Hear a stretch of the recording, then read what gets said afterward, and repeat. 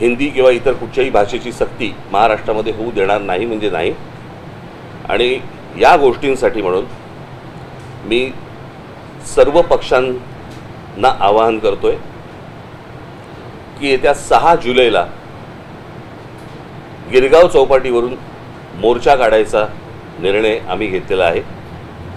त्या संपूर्ण मोर्चामध्ये कुठेही कोणताही झेंडा नसेल। तो संपूर्ण मोर्चा हा मराठी माणसाचा असेल।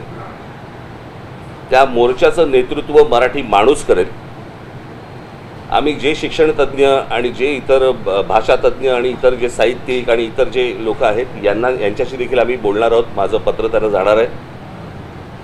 सर्वांना त्या मोर्चाला आम्ही तिथे बोलणार आहोत। सर्व पालकांना आम्ही आमंत्रण देत आहोत।